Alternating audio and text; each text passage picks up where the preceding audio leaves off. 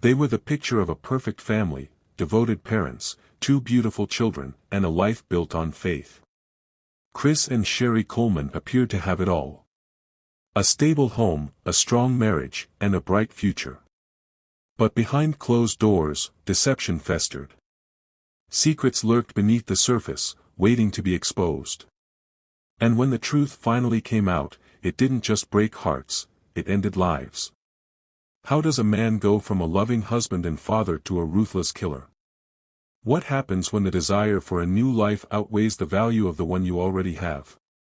In this chilling case, we explore the horrifying chain of events that shattered a family and left an entire community in shock. Chris and Sherry Coleman seemed to have the kind of life most people could only dream of. A beautiful home, a solid marriage, and two happy, healthy children. From the outside looking in, they were the perfect American family. Chris, 32, was a former Marine who had built a successful career as the chief security officer for world-renowned televangelist Joyce Meyer. His job gave them financial security in a life filled with faith, community, and stability. At 31, Sherry was the heart of their home, a devoted wife, a nurturing mother, and a woman known for her warmth and kindness. Their love story started young. High school sweethearts who defied the odds, they stayed together through every challenge life threw at them. When Chris joined the Marines, Sherry stood by his side, supporting him through every deployment. And when he transitioned into his security role, she embraced the new life it gave them. Together, they built a family, two sons, Garrett, 11, and Gavin, 9, who were the center of their world. To friends and neighbors, the Colemans represented everything good about faith, family, and perseverance. They were active in their church, respected in their community, and appeared to have it all. Photos of their vacations, birthdays, and holiday celebrations painted a picture of joy and togetherness. Their suburban home in Columbia, Illinois, was a reflection of their success, a place filled with love, laughter, and the promise of a bright future. But behind the carefully curated image, cracks had begun to form. Chris had grown distant, cold, detached, and easily irritable. He worked long hours, and when he was home, he seemed preoccupied, disconnected from the family he once adored. He stopped showing affection to Sherry, brushing off her attempts to connect.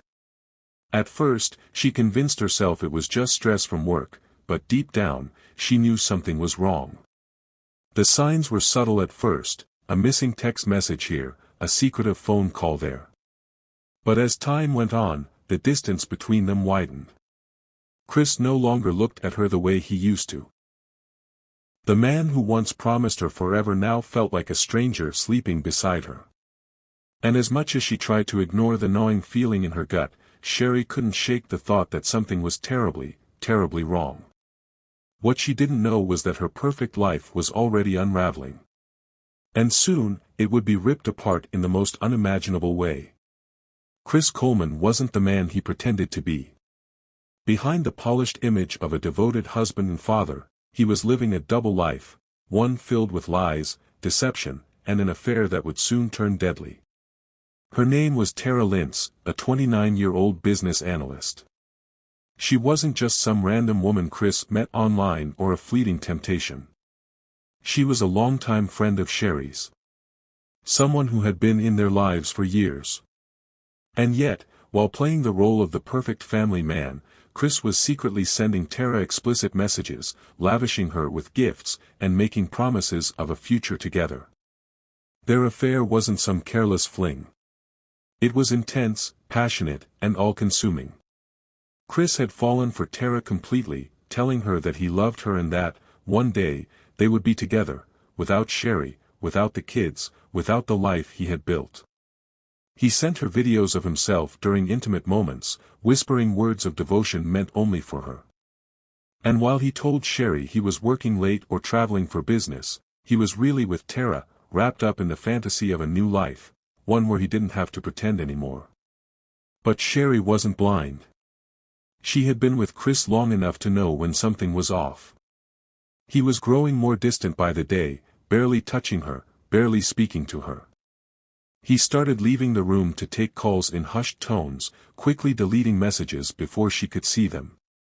He became easily irritated, snapping at her over small things, making her feel like she was the problem. And then there were the trips, frequent, unexplained, and always accompanied by vague excuses. Sherry wanted to believe that her marriage could survive whatever was pulling Chris away. But deep down, she knew the truth: there was someone else. She had given him everything, stood by his side through every hardship, and yet, he was slipping away from her, betraying their family with another woman. But for Chris, the problem wasn't just Sherry. It was the life he had built. He wasn't just any man having an affair, he was a high-profile security officer for Joyce Meyer Ministries, a Christian organization that preached faith, commitment, and family values. Divorce wasn't just frowned upon, it could cost him everything. His job, his reputation, his comfortable lifestyle, all of it could disappear if he walked away from Sherry. And Tara wasn't willing to wait forever. She wanted him to leave his wife. She wanted him to make good on his promises, to stop hiding and start living the life they had planned. But Chris was trapped, suffocating under the weight of his lies. He couldn't divorce Sherry, and he couldn't keep living this double life. His world was closing in. And so, instead of choosing honesty, he chose something far more sinister. A decision so unthinkable, so monstrous, that it would destroy everything, and everyone, in its path. The walls were closing in on Chris Coleman. His wife suspected him, his mistress was growing impatient, and his job, his carefully constructed image, was at risk. He needed a way out, but not just any way out. It had to be perfect. It had to be foolproof. He had to make sure that when everything fell apart, no one would ever suspect him. That's when the threats began. It started with emails, anonymous, chilling, and direct. Messages sent to Chris's work account warning him that his family was in danger. The sender demanded that he quit his job with Joyce Meyer Ministries, claiming that if he didn't, his wife and children would pay the price. The words were laced with venom, filled with religious undertones that made it seem as though an unhinged fanatic was watching his every move. Chris wasted no time reporting them. He went to his supervisors, his co-workers, even law enforcement, making sure every threat was documented. He painted himself as a man under siege, someone being targeted simply for doing his job. He played the role perfectly, acting shaken, concerned, and desperate to protect his family. But there was one crucial detail he left out. He was the one writing them. The threats weren't coming from a stalker or a deranged stranger. They were coming from Chris himself, meticulously crafted to create an alibi. Every word, every sentence, every email was designed to lead investigators in the wrong direction. He wasn't just covering his tracks, he was laying the foundation for something far more sinister. And it worked. Sherry had no reason to doubt him. When the threats escalated, turning into letters left in their mailbox and more aggressive messages, she became terrified. She confided in friends, telling them how uneasy she felt, how afraid she was for her boys. People close to her started to notice the change, how she seemed on edge, how the fear in her eyes was growing by the day. Chris, of course, played the part of the concerned husband. He told Sherry they would get through it together, that he was working with the authorities to find out who was behind the threats. He even mentioned installing security cameras and taking extra precautions to keep their home safe. But it was all an act. While Sherry lived in fear, Chris was carefully constructing the final steps of his plan. He needed police, his co-workers, and even his wife to believe that the danger was real. Because when the unthinkable finally happened, there would be only one logical conclusion: whoever had been sending the threats had finally made good on them. And by the time anyone realized the truth, it would be far too late. The night before the murders, tension filled the Coleman household. Sherry wasn't the naive wife Chris wished she was, she knew something was deeply wrong. She had been confronting him more often, pressing him for answers, demanding to know why he had become so cold, so detached. She had seen the signs, felt the distance, and she wasn't going to let it go anymore. That night, May 4, 2009, was no different. The air between them was thick with unspoken accusations. Chris barely engaged, offering clipped responses, feigning exhaustion, pretending to be distracted. In reality, his mind wasn't on his wife, it was on Tara. While Sherry sat in the same house as him, the woman he had vowed to love and protect, he was texting his mistress, sending her flirtatious messages, promising that soon, very soon, they would be together without anything or anyone standing in their way. Sherry had no idea that this would be her last night alive. Before dawn on May 5, 2009, Chris woke with a singular, monstrous purpose. There was no hesitation, no second-guessing. He had made his decision long ago. Divorce wasn't an option. Losing his job, his reputation, and the new life he had promised Tara, none of that was an option either. His only way forward was to erase the past. He started with Sherry. While their 2 young sons lay asleep in their rooms, unaware of the horror about to unfold, Chris crept toward his wife. He was a former Marine, trained and strong. She never stood a chance. As his hands tightened around her neck, she would have woken in confusion, fear flashing in her eyes as she realized what was happening. She would have fought, gasped for air, clawed at him, begged for her life. But Chris didn't stop.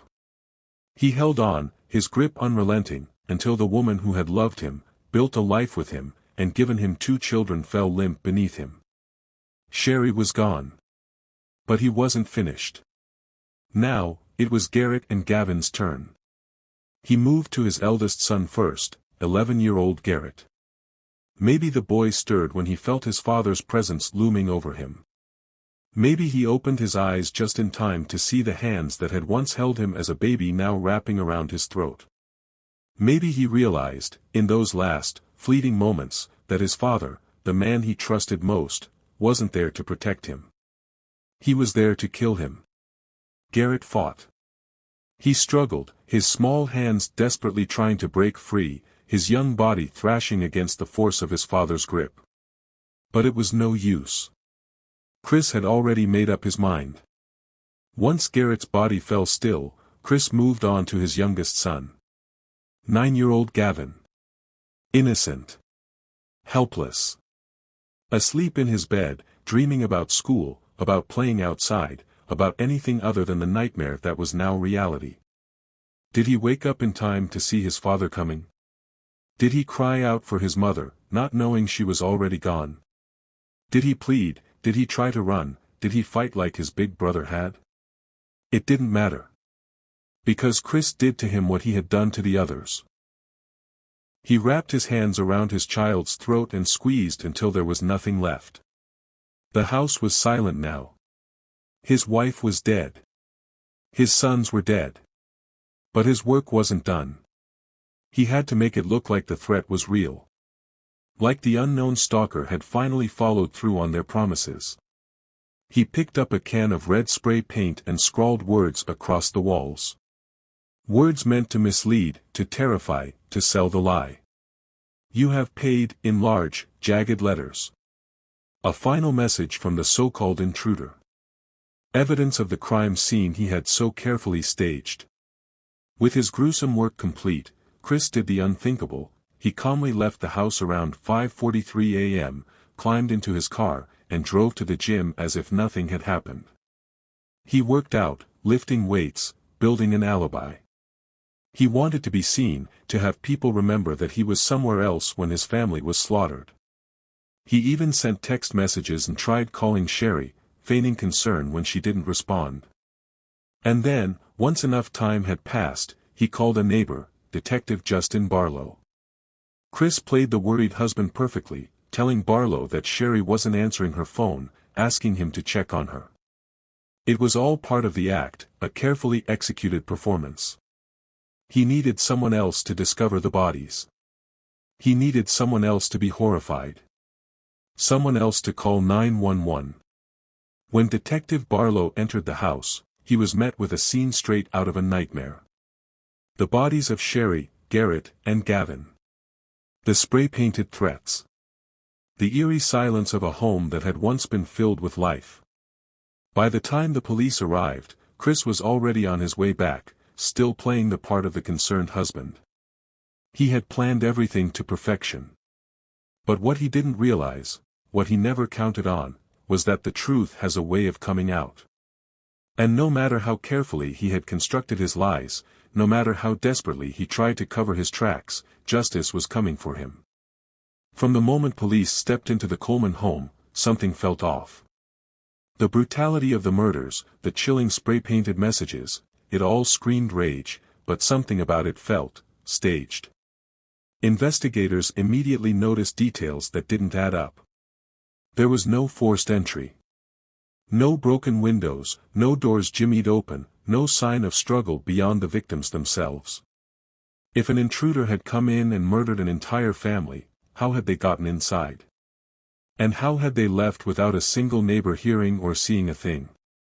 Chris's reaction only deepened their suspicions. When he arrived back at the crime scene, he cried, but it didn't seem natural. His body language, his words, it felt rehearsed, controlled. Detectives had seen true grief before, and this wasn't it. This was something else. Something colder. As the investigation unfolded, the carefully crafted lie that Chris Coleman had built began to crumble. The timeline didn't make sense. The coroner's report revealed that Sherry, Garrett, and Gavin had been dead for hours before Chris ever set foot in that gym. He had stood there, lifting weights, cracking jokes with gym-goers, sending texts to his mistress, all while his murdered family lay stiffening in their beds. And then came the digital evidence. Chris had played the role of the threatened man, showing law enforcement the menacing emails that warned him to quit his job or his family would die. But forensic analysts traced the emails back to his own work laptop. The threats hadn't come from some anonymous stalker. They had come from Chris himself. But the final nail in his coffin was his affair with Tara Lynch. Phone records, texts, and call logs painted a damning picture. The night before the murders, Chris had been texting Tara, sending explicit messages, telling her how much he loved her, how they would be together soon. Not once did he mention the supposed threats against his family. Not once did he show fear or concern. Because there was no fear, only anticipation. He was setting the stage for his fresh start, and that stage was built on the corpses of his wife and children. For 2 weeks, investigators quietly pieced together the truth. Chris Coleman had spent years projecting the image of a devoted family man, a man of faith, a man of integrity. But in the end, all it took was lust, greed, and an unfathomable selfishness to destroy it all. On May 19, 2009, police made their move. Chris Coleman was arrested and charged with 3 counts of first-degree murder. When the cuffs clicked around his wrists, he didn't break down. He didn't plead for his innocence. He didn't ask about his wife or his sons. He just stared ahead, silent. The same way he had been silent when he squeezed the life out of his own family. The trial of Chris Coleman was not just about murder, it was about betrayal at the deepest level. A man who had taken vows to love and protect his family had instead plotted their deaths with chilling precision. And now, he sat in a courtroom, expressionless, as the prosecution laid out every dark, twisted detail of his crime. The Columbia Police Department was called to this house this morning, just before 7 a.m., and they then discovered these bodies, and shortly after that, Chief Edwards felt it his responsibility to give this investigation the most he could, so he activated and authorized the use of the Major Case Squad. Since that time, we've gathered together with investigators, and we have around 25 investigators working this crime. Supposed stalker who had threatened his family? He never existed. Chris had written every single word. He had built his alibi before ever committing the crime, making sure that when Sherry, Garrett, and Gavin were dead, all eyes would look somewhere else. And then came the gut-wrenching testimony from Tara Lynch. The woman Chris had killed took the stand and told the court how he had promised her a new life. He had told her that soon, they could be together without sneaking around. He had planned their future, mapped out their life, and never once mentioned a divorce. Because divorce wasn't an option. Not for a man who worked security for a prominent Christian ministry. Not for a man whose reputation was built on morality and faith. Instead, his solution had been murder. The defense had little to work with. They clung to the argument that there was no direct evidence placing Chris at the scene of the crime. No DNA, no eyewitnesses. Just overwhelming circumstantial evidence. But circumstantial evidence that pointed in only one direction. Chris was the only person with motive. The only person with the opportunity. And the only person who had been preparing for this moment long before it happened. The jury didn't need long to decide his fate. After deliberating for just a few hours, they returned with a verdict, guilty on all counts. There would be no second chance, no appeals that could undo what he had done. Given the sheer brutality of the crime, the judge had no hesitation in delivering the harshest punishment possible. Chris Coleman was sentenced to life in prison without the possibility of parole. No chance of freedom. No future with Tara. No fresh start. Only a lifetime to sit in a cell and think about the family he had destroyed. And in the end, the irony was impossible to ignore. Chris had murdered his wife and children to escape the consequences of a divorce. But in doing so, he had lost everything, his job, his freedom, his mistress, and his very existence outside of a prison wall. He had killed his family to be with the woman he loved. But in the end, he ended up with nothing. Chris Coleman's case is one that lingers in the minds of those who hear it, not just for its brutality, but for its sheer senselessness. A man who had everything a person could ask for, a devoted wife, 2 loving sons, a stable job, and a respected place in his community, threw it all away.